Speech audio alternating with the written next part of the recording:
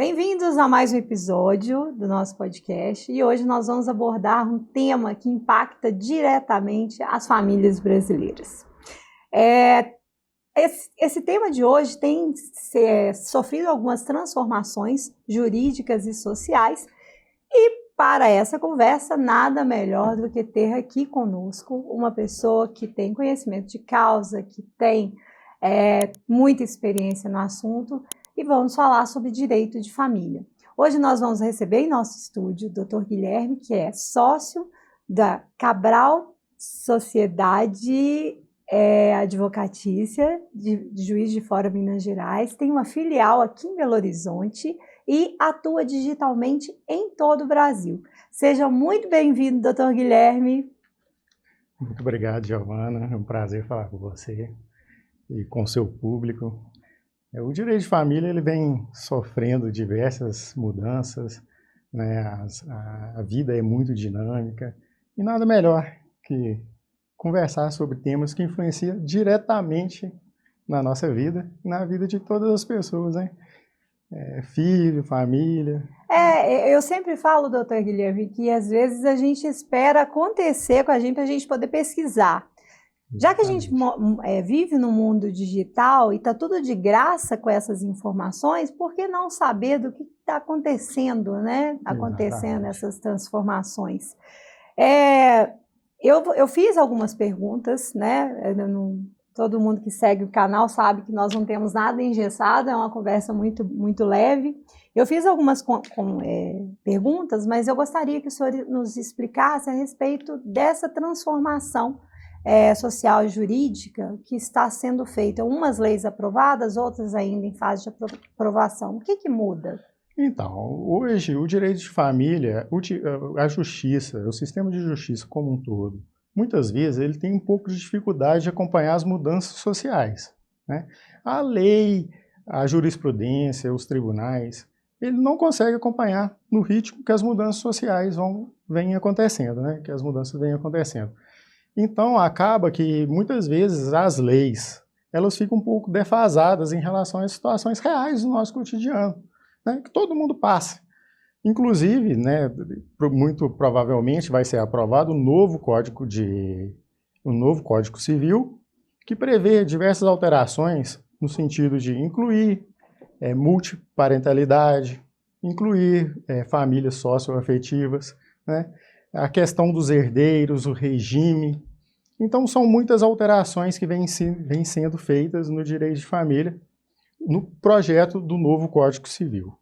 Aliado a isso, na jurisprudência também existe uma mudança que os tribunais modificam seus entendimentos no sentido de criar precedentes que mudam o entendimento sobre a lei, a interpretação da lei. Entendi, E isso impacta diretamente todas as famílias brasileiras. Exatamente. Né? A questão da união homoafetiva foi a questão, né, dos tribunais para trazer. Né? Isso já é lei. Casais homoafetivos podem casar livremente, né? Sim. Qualquer cartório. Se tiver alguma dificuldade, procure um advogado especialista, né, que vai lhe auxiliar nas questões. Porque muitas vezes precisa de finalizar questões da habilitação para o casamento ou um divórcio anterior, né? Então, existe sim o casamento. Então, são conquistas via jurisprudência. Entendi. Esse direito da família, eu sou leiga no assunto, então sim, assim, eu gostaria de primeiro pedir desculpas, né, pela minha pergunta tão ingênua às vezes, né, mas eu não sou da área, mas o direito da família hoje protege mais as famílias brasileiras ou porque parece ser uma forma do Estado controlar essas famílias? Como que isso funciona? Sim, o direito de família é muito amplo. Em questões que envolvem, por exemplo, crianças, o melhor interesse da criança é o que a lei busca, né? Busca proteger de fato as famílias, né? Na prática, existe sim uma interferência, mas a gente precisa levar em consideração o seguinte: antigamente, o contexto, a questão de família resolvida em casa, acabava que muita coisa, muitos abusos, violências, questões que, de fato, são questões que precisam de uma apreciação do judiciário, uma decisão judicial, elas eram resolvidas em casa, no ambiente de casa, varridas para debaixo do tapete. Hoje as pessoas têm maior ciência, esclarecimento sobre as leis, sobre os seus direitos, e cada vez mais vem buscando a tutela do Estado para resolver questões que muitas vezes só vão ser resolvidas através de uma decisão judicial e da interferência do Estado. A interferência do Estado muitas vezes não é a melhor solução. Como posso dizer, conflituosa, ou ela não é a melhor. Sim. Conciliar é mais interessante, a depender da situação. Você está me lembrando aí, para aqueles que estão nos vendo, eu tenho 3 filhas, já adultas hoje, e eu nunca fui uma mãe eu colocava de castigo, chamava atenção, mas eu nunca fui, até porque eu não tive essa punição, eu não tive essa criação, então eu nunca fui de bater. E o senhor falando isso, eu me lembrei de uma vez que eu vi uma ex-cunhada minha batendo na filha dela com mangueira, com aquelas mangueiras. E assim, eu fiquei impressionada com aquilo e fico pensando, se isso fosse hoje, ela estaria presa, certamente. Né? Muitas vezes acontece da criança chegar com lesões na escola, né?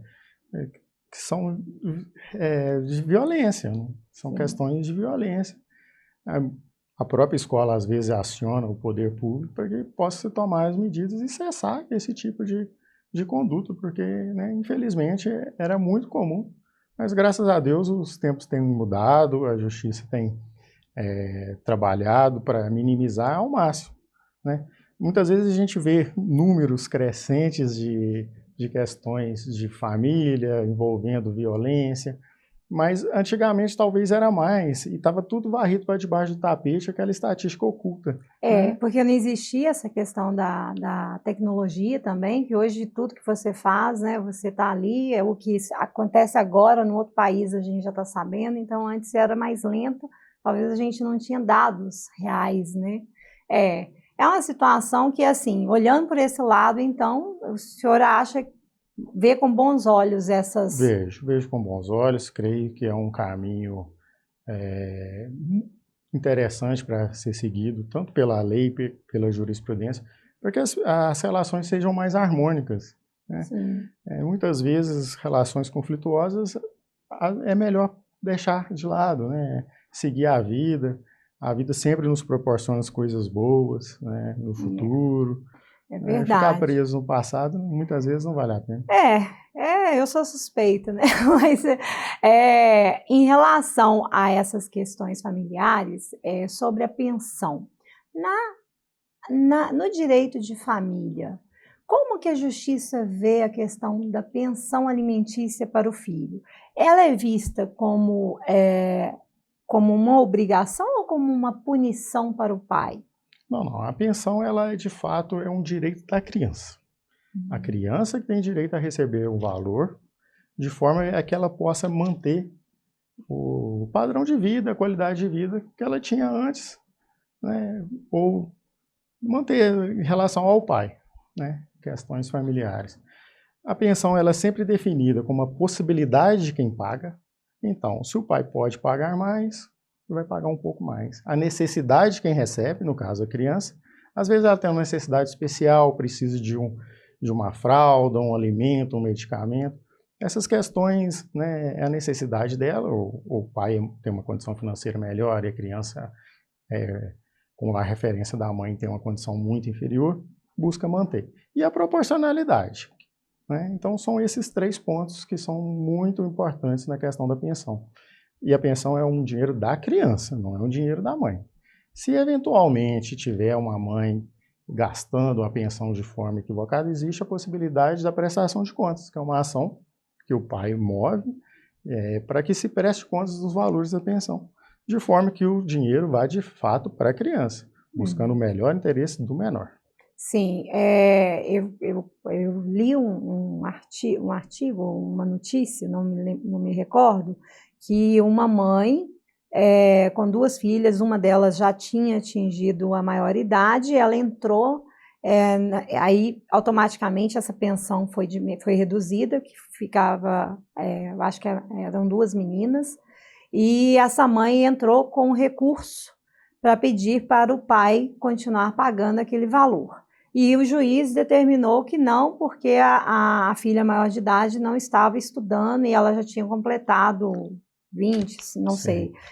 Existe alguma forma, existe o pai é obrigado a manter esse filho, pagando essa pensão para esse filho que não está na escola? Então, a pensão ela é obrigatória até os 18 anos ou até que o filho, de fato, consiga se sustentar. Por exemplo, a criança ou o adolescente, no caso aí já mais para adulto, ele entra para a faculdade, fazer uma faculdade, essa pensão é estendida até o final da faculdade.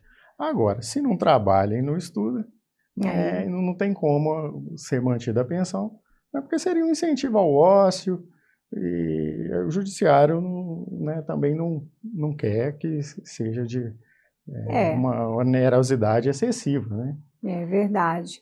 Agora, quando que uma mãe decide entrar, vamos supor, né, até um caso que eu recebi, até um e-mail sobre essa nossa entrevista, que eu tive um filho e foi de um relacionamento casual, nunca recebi pensão, mas agora descobri que meu filho tem um espectro autista e eu agora estou precisando disso, mas isso já se passaram 6, 7 anos. Existe possibilidade? Existe. Enquanto houver a necessidade do menor, que seja buscando o melhor interesse da criança, existe a possibilidade de ser fixado os alimentos, né? Deve buscar o advogado, entrar com a ação de alimentos para que o juiz determine um valor que ele considere justo, tendo em vista as circunstâncias, como falei anteriormente, a possibilidade do pai pagar, a necessidade da criança e uma proporcionalidade, para que ele possa, a partir daí, receber a pensão alimentícia.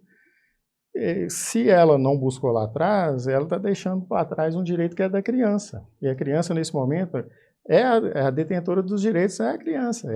A mãe é a representante. Quando busca a justiça, é a criança representada pela genitora. Mas muitas vezes eu percebo que existe um ego muito grande, né? Principalmente para mulheres que trabalham, que têm sua profissão e mesmo que não sejam bem pagas, elas se sentem meio que ofendidas, né? Eu até entendo o lado também, mas também entendo que a criança não pode ser prejudicada por isso. No caso do direito de família, quais são as reformas e as modificações que o senhor acha mais relevantes que estão sendo transformadas agora? Olha, existe uma aprovação na CCJ, né, Comissão de Constituição e Justiça da Câmara, para revogação da lei de alienação parental. Isso aí virou um fla-flu, um cruzeiro atlético de política, né, que no final das contas pode ser que crie um vazio legislativo que pode acontecer de ter uma vulnerabilidade, né? Porque a lei, de fato, ela busca proteger as crianças, mas muitas vezes ela tem sido usada por pais que abusam, cometem violência, como uma forma de defesa, falando que a mãe está invadindo a questão psicológica da criança, está fazendo, de fato, a alienação, para que se busque afastar do convívio com a mãe, né? Tendo a inversão da guarda ou do lar referência. E é uma situação muito, muito complicada. Do outro lado, a violência, né, infelizmente, psicológica, ela é influenciada por várias pessoas, né? Às vezes é um avô, uma avó, não vai deixar de existir, né? Então essa é uma mudança muito importante que tem sido alvo de debates. Infelizmente foi para esse ramo da política, né? É necessário que vá, mas um debate mais ponderado seria mais interessante, porque de fato o problema ele resiste, é um problema real, e que precisa ser enfrentado. E para quem não sabe, até pouco tempo, eu acho que muitas pessoas podem não saber, mas como que o senhor descreve a alienação parental? Não, seria uma forma que um dos genitores utiliza de forma maldosa ou de forma intencional, voltar a criança contra o outro genitor, de forma que a criança passa a ter falsas lembranças, ter ódio do pai ou da mãe, né? Sendo que isso é uma prática, infelizmente, que acaba sendo muito comum. Eu acredito que 99% dos divórcios que acontecem e que deixam crianças, acaba acontecendo um pouco disso, mesmo que... Porque não tem como a gente separar, né? Nós separarmos assim, eu acho que eu não cometi alienação parental com as minhas filhas, não. Mas depois eu vou questionar. Mas eu imagino que isso causa muitos traumas, sim, né? E a legislação, a lei, né, lá de 2010, ela buscou reduzir e minimizar esses danos, né? Infelizmente, acaba que a intenção do legislador é uma, a lei acaba sendo utilizada de outra forma, porque se eventualmente um pai ele comete violência contra o filho ou a filha, e a mãe alega alienação, né, ela pode ser acusada de estar fazendo a cabeça da criança contra o pai, sendo que, na verdade, já está falando a verdade, a criança está sofrendo violência ou algum tipo de abuso. Sim, e é triste isso, né? Às vezes, quem está fazendo isso nem tem consciência do que isso pode desencadear no futuro, Exatamente. né? Agora, eu fiz até uma pergunta que meio que é um trocadilho. Existem pais demais com direitos, pai demais com direitos e mãe demais com deveres atualmente? Na prática, sim. Sim. A lei, ela busca fazer uma equiparação, mas infelizmente a gente tem os costumes da sociedade. A mãe, às vezes, ela tem que dar conta de trabalhar, ela tem que cuidar da criança, e qualquer deslize, ela já não está fazendo a obrigação. Já em relação ao pai, né, o homem, muitas vezes, quando ele faz o básico, ele já é taxado de ótimo pai, ó, parabéns, né? Então, sim, na prática, sim. A lei, ela busca, de fato, equiparar as posições, de forma que o pai e a mãe, né, têm os mesmos direitos e os mesmos deveres. Mas, na prática, as mães sempre estão um pouquinho mais sobrecarregadas.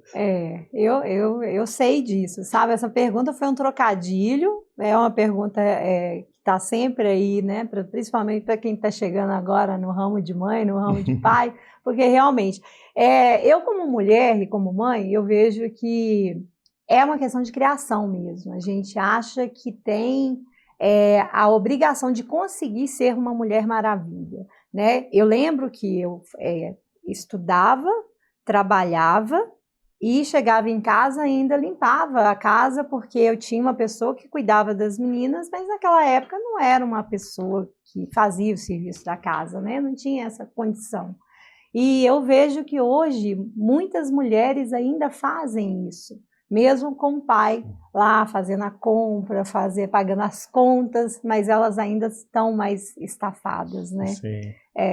Poderia ter uma revisão nessa lei, né, doutor Guilherme? Não, mas a lei em si, ela não tem, né, nenhuma previsão que o pai tem mais direitos e a mãe mais deveres, né? Isso é um costume da nossa sociedade. A lei, ela busca equiparar. Tanto que hoje em dia está cada vez mais comum, né? O pai muitas vezes acaba cuidando de criança. Sim, eu conheço. O que era extremamente raro, hoje ainda é raro. Né? Mas já é mais comum do que era antigamente. Nossa, se eu voltasse um tempo atrás, eu ia preferir essa. Porque a gente sabe que você é pai? Não, ainda não, né? Não. Pois é, nossa, a gente sabe. Depois, filho é uma maravilha, é uma bênção na vida da gente, mas assim, só quem cuida sabe. Eu falo que eu tenho que eu tenho sono atrasado até hoje, sabe? Sim. Eu falo assim, nossa, dia de sábado e domingo pode aparecer a festa que for, eu prefiro ficar em casa. Nossa, quando eu escuto, eu amo criança, amo, sou muito ansiosa para ser avó, mas dizem que ser avó a gente não tem essa responsabilidade toda, mas assim, eu estou traumatizada até hoje, preciso fazer terapia. Agora, outra questão, outra pergunta que é um pouco assim, até tendenciosa e polêmica, né? A guarda compartilhada, ela virou uma ficção jurídica? Olha, a nossa legislação, ela prevê, como regra geral, a guarda compartilhada. A guarda compartilhada muitas vezes é confundida com guarda alternada, que seria quando a criança fica um tempo na casa da mãe e um tempo na casa do pai. Sim. Essa seria a guarda alternada. A guarda compartilhada, ela de fato seria o pai e a mãe ter responsabilidades, né, e tomar decisões conjuntas em prol da criança, né, compartilhando decisões importantes como saúde, educação, né, questões de financeira. Isso não tem nada a ver com o lar referência e com as visitas. O lar referência é onde a criança vai ficar a maior parte do tempo, né? Às vezes ele fica lá durante a semana com o pai ou com a mãe, a maioria das vezes com a mãe, né? E o pai tem direito a visitas, a um final de semana a cada 15 dias, né? Ou se não, aos finais de semana, de acordo com o caso concreto, né? Na maioria das vezes, um final de semana, né, em semanas alternadas, metade das férias, isso aí seria mais a questão da visita. Mas a guarda compartilhada é a tomada conjunta de decisões em prol da criança, né? Compartilhando, de fato, essas responsabilidades. Então, dá para se dizer que é meio que ficção, né? Porque, muitas vezes, sim, porque existe o que a lei prevê e o direito. Existe a realidade. E a realidade, ali, né? No dia a dia, muitas vezes, acaba que a mãe, mais uma vez sobrecarregada, acaba tomando, né, as decisões.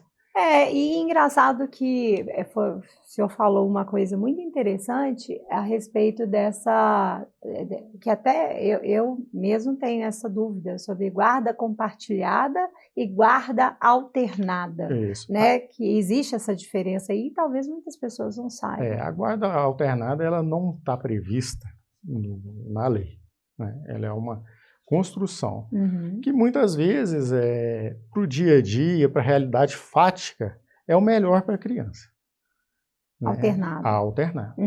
Já a guarda compartilhada, ela é a regra geral que é utilizada na maioria dos casos. Quando for possível, ela é preferível. Porque, em tese, o pai e a mãe vão estar ali junto, compartilhando as responsabilidades. Né, em prol da criança. Em casos extremos, quando um dos genitores é afastado, existe também a guarda unilateral. Né, porque, por algum motivo, o juiz afasta um dos genitores, né, e dá a guarda para o outro, para que ele tome as decisões em prol da criança ou do adolescente, né, buscando o melhor interesse sozinho, né, sem a participação do genitor ou da genitora que foi afastada. Essa seria a guarda unilateral. Interessante. E até qual idade que a justiça ela tem o poder sobre essa criança adolescente? Até qual? Se for a questão relativa à criança ser normal, né, não tem nenhuma incapacidade, até os 18 anos. Né? Aí, a partir dos 18 anos, existe hipótese que a criança é consultada, que aí a justiça consulta a criança para ver qual que é a opinião. Né? Não vai ser decisivo, não vai ser a criança vai escolher, mas leva-se em conta. Né? Aí com o pessoal multidisciplinar, psicólogo, assistente social, que trabalha com auxiliares da justiça, às vezes ouve a criança para ver para ela onde que é melhor, onde ela prefere, se prefere ficar com o pai, se prefere ficar com a mãe, né? De forma que ela só vai ter a possibilidade de escolher de fato aos 18. Entendi. E uma suposição, que foi uma pergunta também. Um casal decide separar, tem 2 filhos, e os 2 filhos são menores de idade, Só que eles são pessoas que querem fazer tudo direito. Qual que é o primeiro caminho? Decidimos divorciar, temos 2 filhos. Qual que é o primeiro caminho? Olha, hoje, nas reformas do Código Civil, prevê que o divórcio, eventualmente, ele pode ser unilateral, feito no cartório. Uhum. Mas isso aí tem tramitação no Congresso, muitas vezes vai ter mudanças, a gente não sabe como que vai ser. Hoje, precisa buscar um advogado da Defensoria Pública para que, de fato, seja levado ao juiz para que se decida a questão da guarda, visitas, tudo em relação à criança. Por quê? Quando o casal ele não tem bens a partilhar, né, nem filhos menores, o divórcio pode ser feito diretamente no cartório, sem passar pelo sistema de justiça, que é o extrajudicial. Né? Mas quando tem criança envolvida, ou bens a partilhar, aí a história é diferente. Né? O Ministério Público vai participar como fiscal da lei, ver se os interesses da criança estão sendo atendidos em eventual acordo, buscando tutelar os interesses do menor. Né? Então, o ideal nesse cenário é buscar um advogado, se não tiver condições e for de baixa renda, a Defensoria Pública de Minas Gerais, que eu fui estagiário lá, para que o advogado ou o defensor ele leve ao Poder Judiciário a situação. E o juiz, né, de fato, dê uma decisão que defina a guarda, como que vai ser, as visitas e o lar referência da criança. E isso, às vezes, é tão complicado, doutor Guilherme, porque eu mesma, assim, a gente que tem condição, estudou um pouco, sabe que existe uma burocracia muito grande, às vezes a gente desiste no meio do caminho por causa do caminho da burocracia, né? E aí você fala da defensoria pública. Eu não conheço, sabe? Eu não sei como funciona, mas isso pode levar muito tempo? Como que funciona? Olha, o divórcio extrajudicial ele é muito rápido. Porém, o judicial, quando vai para o juiz decidir, né, a gente buscar de fato a tutela do Estado nessa questão, defendendo os interesses da criança, o prazo vai ser de acordo com o caso concreto. E muitas vezes demora muito a decisão final. Mas, por exemplo, a questão do divórcio. Os pais divorciaram, a orientação do advogado nesse caso é fundamental, um dos genitores busca o advogado. A gente precisa de imediato pedir um alimentos provisório, né? A tutela de urgência ali para que seja fixado alimentos para a criança, enquanto não chega ao fim o processo.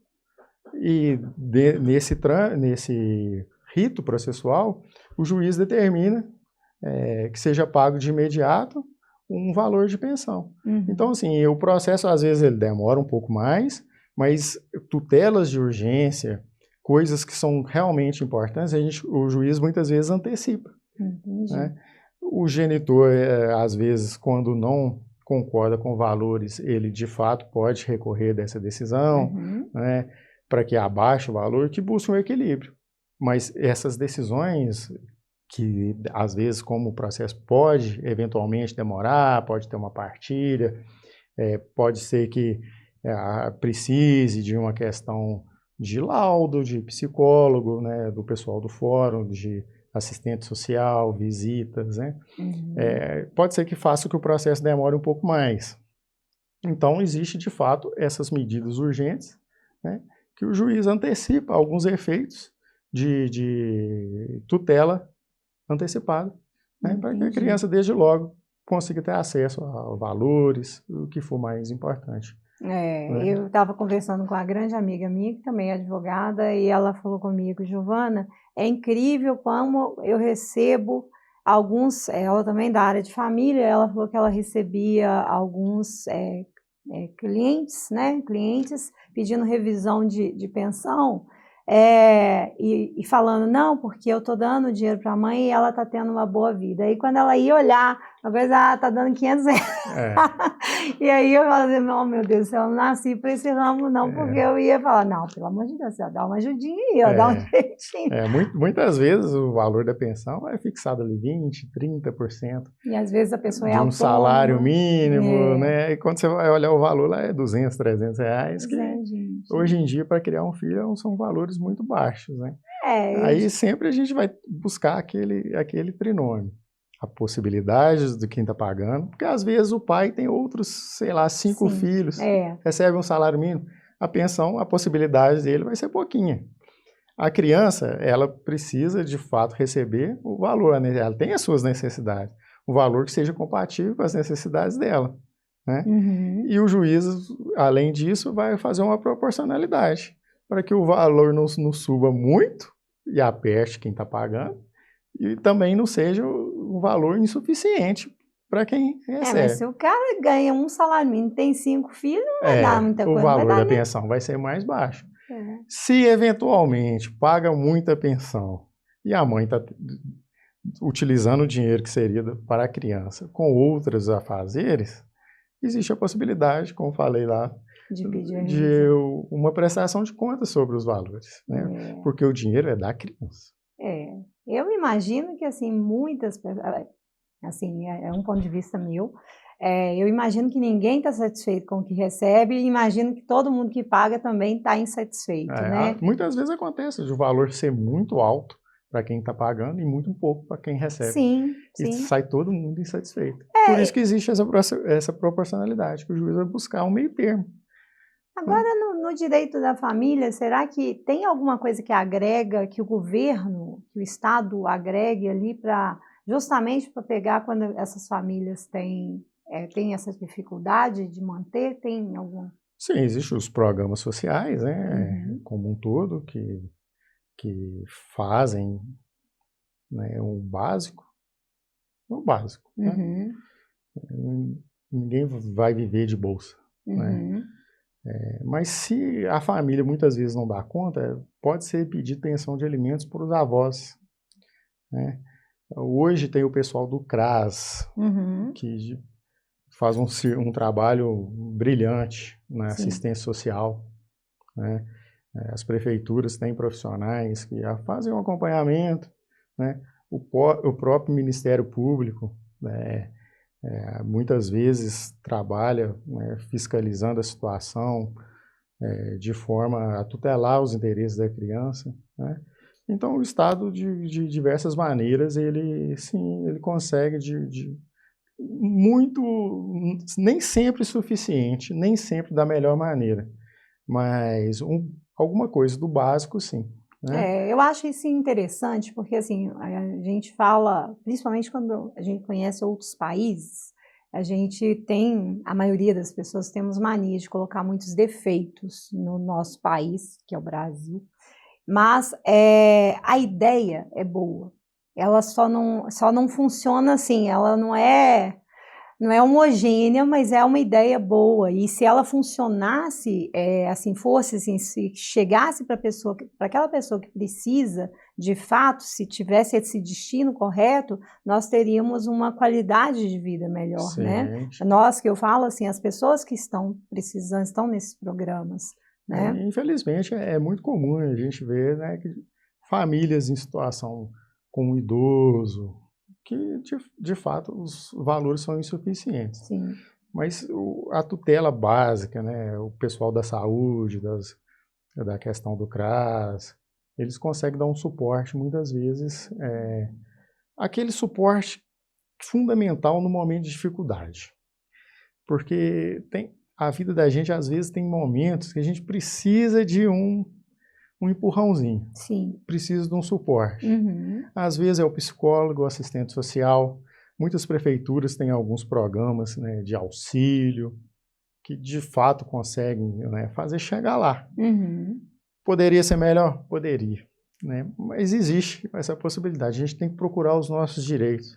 Sim. Tem muita gente boa, tem muito funcionário público, muita gente bem qualificada, bem intencionada no serviço público, principalmente as pessoas. Sim, eu acho que isso é super interessante, porque, como eu disse, geralmente a gente foca no problema, né? Exatamente. E ultimamente eu tenho focado sempre na solução e tem dado super certo, porque eu falo assim, o problema já está lá instalado, então vamos fazer o quê? Vamos tentar fazer diferente. Hoje, no Brasil, nós temos um problema. O governo, muitas vezes, é eleito com bancada insuficiente, né? Então, ele às vezes ganha o executivo, mas não consegue fazer maioria nas casas legislativas.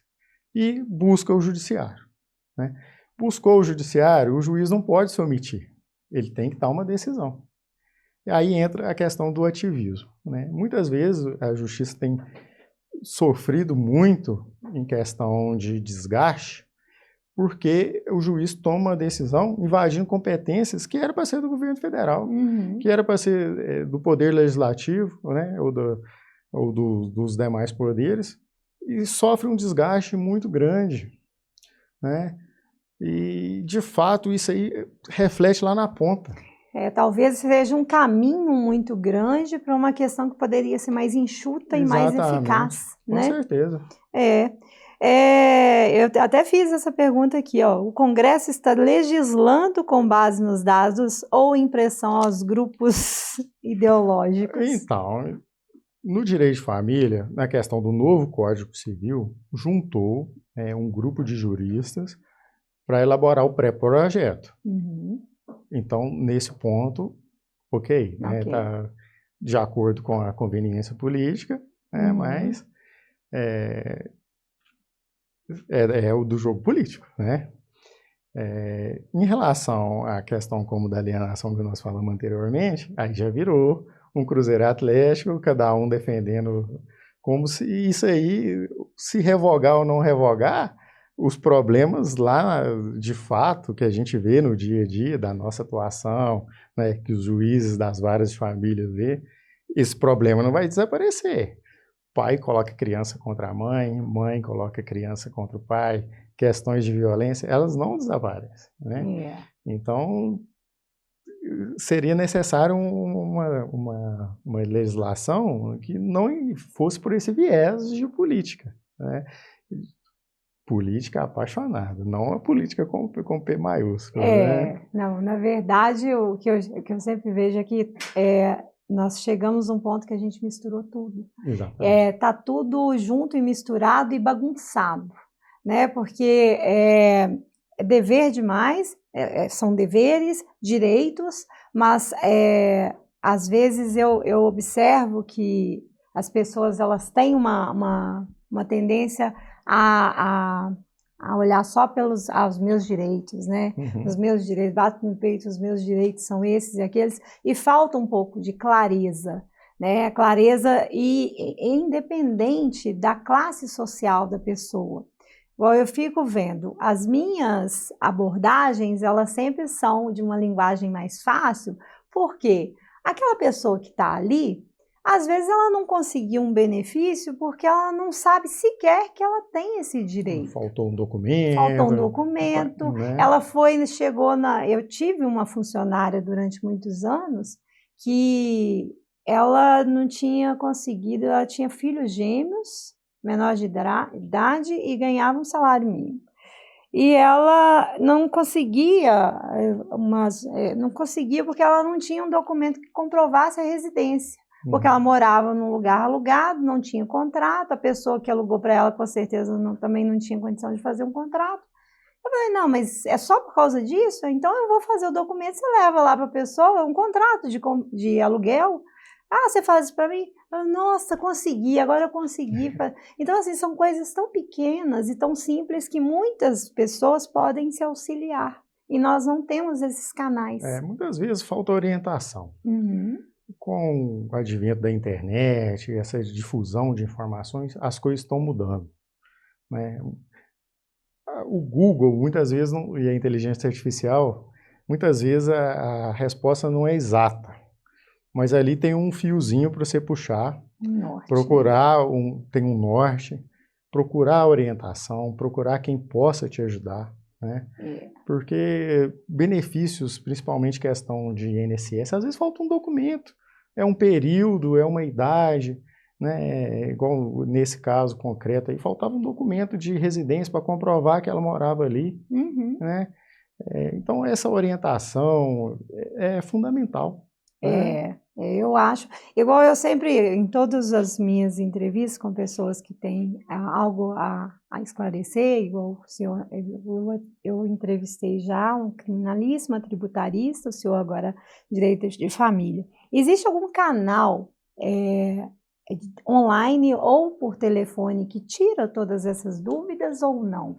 Não, hoje a questão de direitos existe, né, alguns canais do governo, né, de fato para essa questão de dúvidas, mas a questão do direito de família é sempre no caso concreto buscar a orientação de um advogado, né, de preferência especialista na área. Entendi. O direito de família é muito delicado, às vezes uma decisão tomada ali no nervosismo, acaba que repercute muito lá na frente, né? Então, você tem dificuldade, ou busca um advogado especialista, não tem condições, recebe lá um salário mínimo. A Defensoria Pública daqui do Estado de Minas faz um serviço bacana, de fato, facilitar esse acesso à justiça, acesso a informações, para buscar os seus direitos, buscar o que de fato é para você, né? Eu sempre vejo sobre emendas, sobre projeto de lei, né? São as PLs e tal. Existem casos assim que tem projetos de leis antigos, nunca sai do projeto, nunca vira lei, sempre um projeto de lei. Não existe um tempo específico, doutor? Não, aí já é mais questão legislativa, né? Passa pelas comissões, vai para votação numa Câmara, vai para outra Câmara. Nem seria tudo tão para o mais Senado, fácil, no né? caso, né? Ou Câmara Legislativa. O presidente ou sanciona ou não. Sancionou, aí tem um prazo para a lei e em seguida a lei entra em vigor. Não sancionou, volta, né, para uma outra votação. Então o trâmite legislativo ele é demorado, às vezes não é no tempo da sociedade, não é no tempo que as mudanças ocorrem de fato, né? Mas não existe um prazo previsto, né, curto para que uma lei seja votada, não. Mas esses projetos e essas modificações no Código Civil sobre direito de família... Já foi aprovado na CCJ e o anteprojeto foi para o Senado. Então, nós já sabemos que vai acontecer, breve. Se o Senado aprovar, né, e a gente não sabe também como que vai ser durante o trâmite legislativo. Pode fazer diversas alterações, né, ou pode ser não aprovado, né? A gente não sabe como que vai ser a decisão dos deputados e senadores. Agora, engraçado que eu vi, eu não sei se foi isso mesmo que eu li, que nenhuma desses projetos de lei tem que a viúva não vai ter direito mais... Isso, no anteprojeto do Código Civil, existe um trecho nessa parte de sucessões que a viúva não seria mais herdeira necessária, né? Entraria, o que o pessoal costuma chamar meira, né? Ela entraria na questão após descendentes, ascendentes.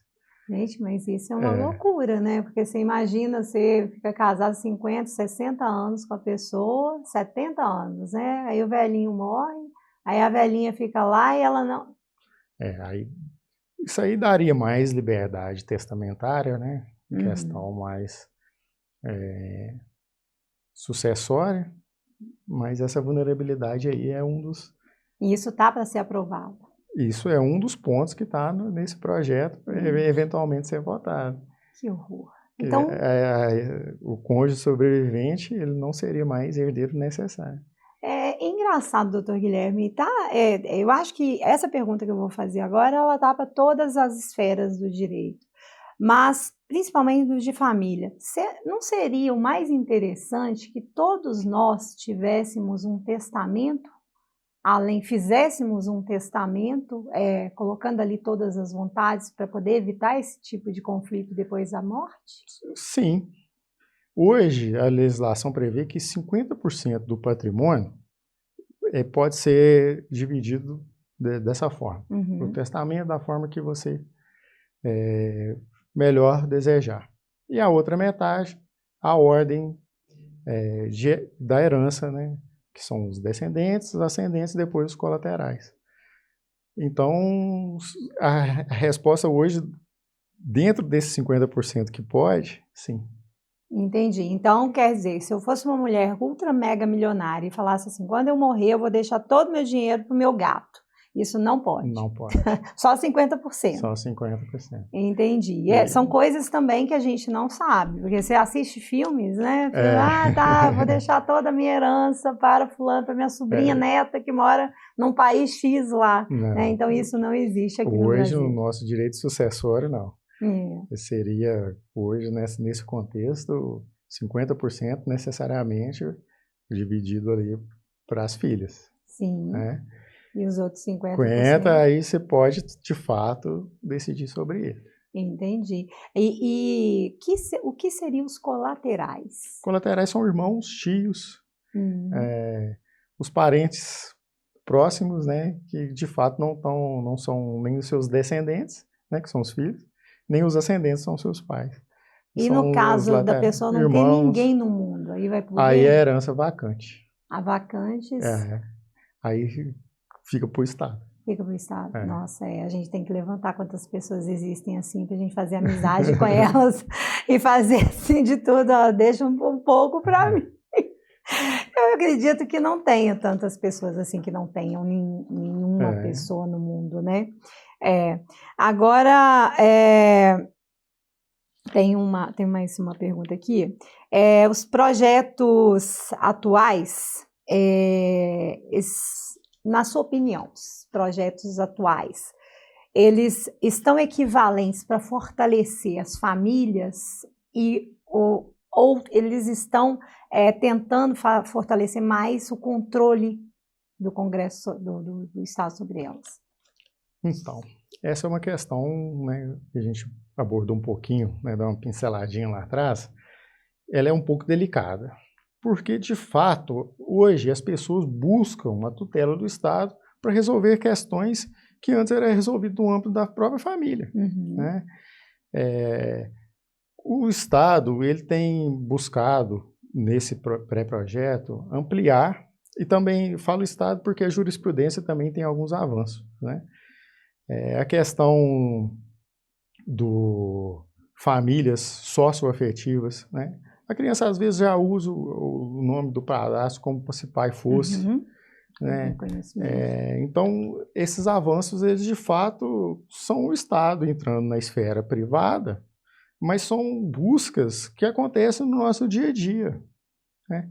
Casais homoafetivos, né? Esse pré-projeto, ele de fato passa para a lei, né? Porque hoje o casamento ele está por via jurisprudência e CCJ. O Conselho Nacional de Justiça que de fato organizou essa questão para que possa os casais buscarem o cartório e casar livremente. Né? A jurisprudência autorizou, o Supremo Tribunal Federal autorizou o casamento homoafetivo. Então isso não está previsto no Código, é como se fosse uma... É a jurisprudência, é o entendimento dos tribunais trazido para as decisões. Né? A Constituição fala lá, casamento é homem e mulher. Aí, a partir dessa interpretação... Fizeram um aditivo lá. Não, é uma interpretação mais moderna, né? Para que todo tipo de família seja, de fato contemplada, né? Seja incluída. É interessante, a gente vai conversando, mas é incrível, né? Que é um assunto que vai te abrindo tantas frentes que a gente acaba tendo que gravar outros programas para poder falar sobre um determinado assunto. Eu recebi um e-mail